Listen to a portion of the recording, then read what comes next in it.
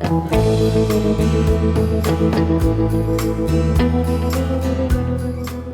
Book of the Dead.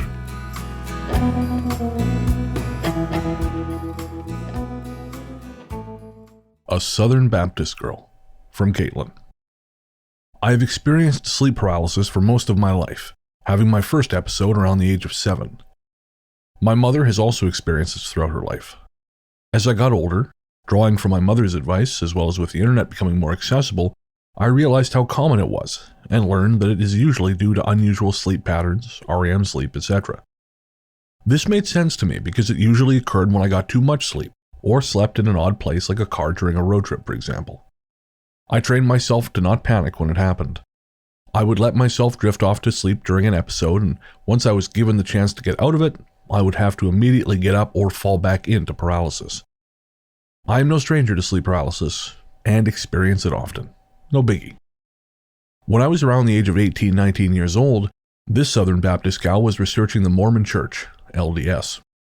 I, of course, had a Mormon boyfriend who was facilitating meetings with the Mormon missionaries, to which I consented because I wanted to learn. I had always enjoyed learning even if I wasn't committed to the faith. I wanted to know what was out there. My parents did not like this. At all. I was in complete emotional distress during this time in my life due to both sides wanting me to choose. For those who have taken lessons with LDS missionaries, they tell you to pray and ask God for yourself if the path is right for you, and you will receive an answer in some shape or form. One night, fed up and exhausted by my turmoil due to both sides pushing me, I knelt down by my bed to pray. I immediately felt like I was being watched. I pushed through the feeling, continuing to pray an especially intense and emotionally worded prayer. Afterwards, I got in my bed and turned off the lights, ready for sleep. I laid there in silence, unable to shake the tension in the room. I didn't move an inch. I then heard a loud noise that seemed to go on forever. It sounded like metal pots and pans clanging together, with the noise traveling about 12 feet from the side of my bed across my bedroom to my closet door. It was so loud that I thought my room was destroyed and did not know why no one else in the house had heard it / woken up. I did not move. Finally, after a few minutes of stillness, I mustered the courage to move and turn on the light, but nothing seemed out of place. I searched, confused by it, and then realized that the glass from a picture hanging on the wall next to my bed had fallen out of the frame. The picture was still hanging, but the glass was in a sheet, not broken, on the floor next to my bed. I couldn't believe that this was the source of the noise I had heard based on how long it had traveled across the room, but I reconciled it in my head with thoughts like, well, maybe the sound just traveled. And who knows? Maybe it did. But I was so scared that I called my dog up to the room to share the bed with me that night, and I kept the lights on. Not shortly after the incident I mentioned above, I had a nightmare. Now, let me start by saying that I am no stranger to nightmares, and even the worst ones I can usually put myself back to sleep by simply understanding that it wasn't real. It's no big deal, it's just my brain, etc. However, the feeling associated with this one specifically is what scared me the most. Not necessarily the content of it. That night I dreamt that I was chained by the neck to the wall of a cave and possessed by a demon.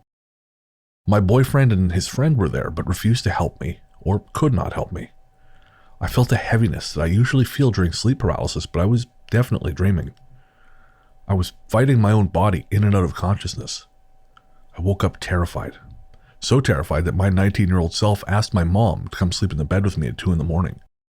The next day my mom asked me what my dream was about, but I refused to tell her because I was afraid she would use it as more ammo in her reasons for me to stop investigating the Mormon Church, and of course the fact that it downright scared the bejesus out of me.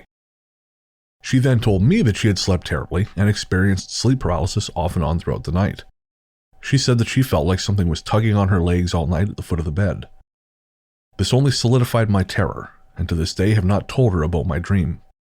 This was about 10 years ago, and I have not experienced anything like that since. Only some eerie feelings, here and there. Comforting dreams of dead family members or some fleeting corner of the eye images, but nothing quite like that time in my life. It could have been stress, it could have been the paranormal. I'm not sure. I can only speak to my own experiences in this life. Just as a side note, I want to be clear that I'm not insinuating that the LDS/Mormon Church is evil or anything like that. I married an ex-Mormon and my in-laws are practicing Mormons, though my husband and I consider ourselves agnostic these days.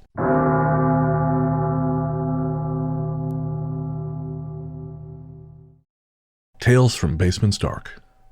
From Vivian. My name is Vivian, and I am a witch, one of your many fan art makers. Now, before you disregard me, I should let you know what witchcraft means to me.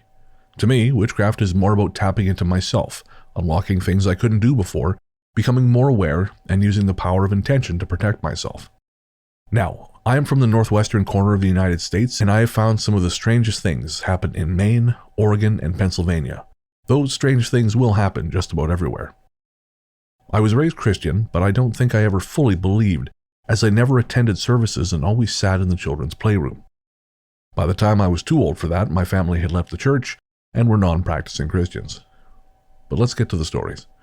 I'll be adding a few that you might pick from, depending on the episodes you might be doing. Ever since I was little, I could feel things. When you talk about the different kinds of dark on the podcast, I understand. My basement is always dark, and not because it's a basement. It has high daylight windows. It's just dark. When I was 5, I'd seen the ghost of my great-grandfather, the one who built the house, as a full-bodied apparition working at a desk in the basement. I hadn't recognized him until I saw his picture on the mantel and asked. In witchcraft, warding is used as a protective measure, to set the intention that things wishing to do the practitioner harm cannot pass it. The top stair leading to the upstairs hallway and out of my basement holds years' worth of intention. I've always felt something dark down there, and I didn't want it coming upstairs. It feels angry and dark and like it wants to do harm, like it's watching. I, from experience, feel like technology can sometimes interfere with one's connection to paranormal experiences, things like phones. My room is in the basement, at the end of the hall. One day I'd gone the entire day without my phone, the same with the evening as I'd left my phone upstairs. I slept with the door of my room locked that night.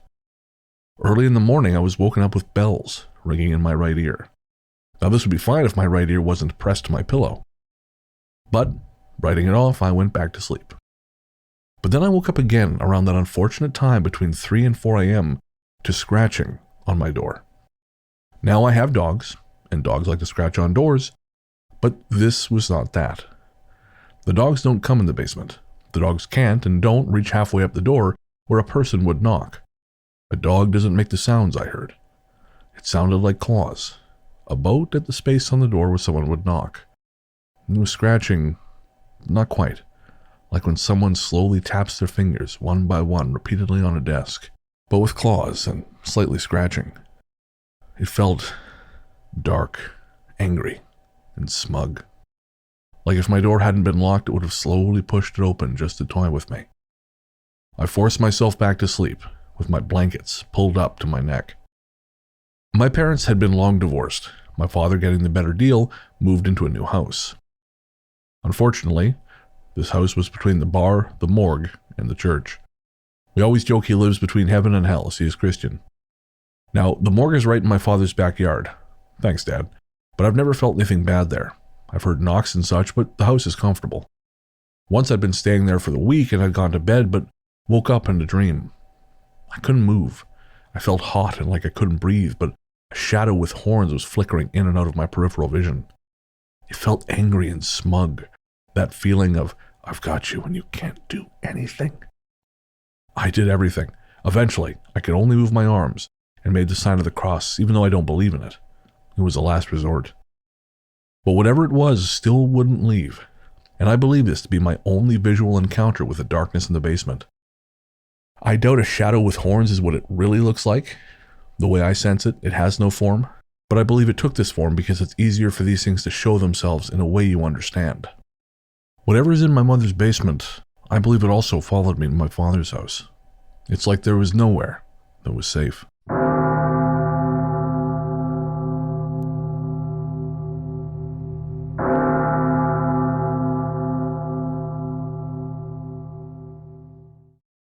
The Cottage, from Allison. I have a very unexplainable event to share, one that still boggles my mind, and I can't decipher if this was an act by an unseen human or a ghostly entity passing in the night. When I was young, we had a college on a quiet lake in Parry Sound, Ontario. My father had built the cottage in the 1980s before I was born. I will give you a little background on the cottage so as to help you formulate a picture in your mind. It was built on a hill that led down to the water So naturally, the cottage was built partially on stilts, or pillars, on the hillside of the property. When I was about 1 year old, I shared a small bedroom at the front of the cottage, and notably by the front door, with my 3-year-old sister, and my parents' room was at the other side of the cottage, but still, they were not far away, as the cottage was fairly small. We also had a black cat named Lily back then. One night, while we were all asleep in the middle of the night, my parents awoke to hear Lily meowing in the other room, the living room, which was an unusual thing for her to do as she was not typically a chatty cat. She wouldn't stop meowing, so eventually my dad got up to see what was going on. He came out of his bedroom and looked towards the direction of our room, mine and my sister's, to find that the front door, which is just outside our bedroom, was open. Not only is the front door open, so is the sliding door across the living room that leads onto the deck. At this point, my dad rushed into our room to make sure we were okay, and we were perfectly sound asleep. Nothing had been disturbed. However, upon further investigation of the front door, my father found something eerie and right out of a horror movie. An old skeleton key for the cottage, sitting in the lock in the open door. Now, that skeleton key had been hidden by my dad in one of the concrete pillars that supported the cottage. If a human had seen my dad put that key in its hiding place under the cottage, it was highly unlikely, as he was one of the first cottages in the area, and at the time had no neighbors. It makes both more sense and less sense to me that a ghostly intruder visited us that night, disturbing our cat and perhaps seeing what my father had done to the property. This story still sends chills up my spine, and I always wondered who came waltzing through our cottage, taking nothing but a good look around.